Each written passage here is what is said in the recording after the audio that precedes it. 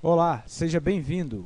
Meu nome é Mário e ministrarei para vocês agora a aula número 1 do curso de Fundamentos de Rede de Computadores. Essa aula é sobre conceitos iniciais. Rede de computadores, o que vem a ser?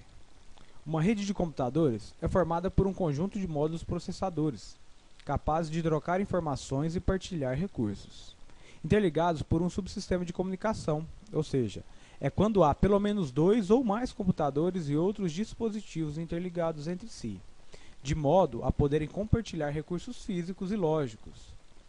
Estes recursos podem ser do tipo dados, impressoras, mensagens ou entre outros.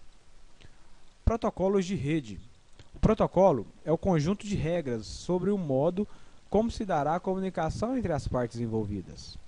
O protocolo é a língua dos computadores, ou seja, uma espécie de idioma que segue normas e padrões determinados. É através do protocolo que é possível a comunicação entre um ou mais computadores. Existem diversos tipos de protocolos de rede, variando de acordo com o serviço a ser utilizado. Alguns exemplos de protocolos são TCP, UDP, IP, FTP. De maneira geral, há dois tipos de protocolos, abertos ou específicos. Os protocolos abertos são os protocolos padrões da internet. Esses podem comunicar com os outros protocolos que utilizam o mesmo padrão de protocolo. Exemplo: seria o TCP/IP, pois ele pode comunicar com várias plataformas, como Windows, Linux, Mac e outros. Já os protocolos proprietários são feitos para ambiente específico, daí o seu nome, pois ele apenas pode comunicar com uma plataforma padrão. Exemplos: IPX, SPX, NetBIOS e outros. Serviços de rede. Um serviço de rede é um conjunto de operações implementado por um protocolo através de uma interface e é oferecido à camada imediatamente superior. Ele define o que uma camada é capaz de executar, sem se preocupar com a maneira pela qual as operações serão executadas. Cada serviço é utilizado por aplicações diferentes, podendo uma camada utilizar vários serviços, como por exemplo um browser, como o Mozilla Firefox. Este utiliza o HTTP, SHTTP e o DNS ao mesmo tempo. Os serviços podem ser orientados à conexão ou não. Serviços relacionados à família TCP são orientados à conexão, enquanto serviços relacionados ao protocolo UDP são sem conexão. Veremos mais a seguir um exemplo. Serviços orientados à conexão é aquele serviço TCP. Antes do envio de dados, um processo conhecido como handshake cria uma conexão entre os hosts. Basicamente, esse processo prepara o receptor para a recepção de pacotes. Essa conexão prévia possibilita verificar se todos os pacotes irão chegar corretamente ao destino e, em caso negativo, solicitar o reenvio dos mesmos, gerando uma transferência de dados confiável. Ou seja, o TCP ele garante transferência de dados. Exemplo de handshake de 3 vias. Ou seja, o cliente é quem busca a conexão. O servidor está ali para receber as mensagens e responder o que recebeu. O cliente confirma o recebimento da resposta ao servidor. Sendo de 3 vias, você percebe que o cliente entra com a primeira solicitação, é a primeira via. A segunda via é quando o servidor recebe a mensagem e responde. A terceira via é quando o cliente confirma o recebimento da resposta. Serviços não orientados à conexão é o serviço UDP.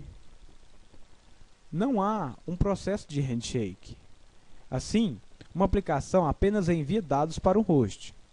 E com isso, não há como saber se todos os pacotes chegaram. É mais rápido, mesmo por não haver a etapa de handshaking, mas é menos confiável, além de não possuir a possibilidade de controle de fluxo e congestionamento presentes no TCP. Algumas aplicações que usam o UDP são a conferência de vídeo, telefone por internet.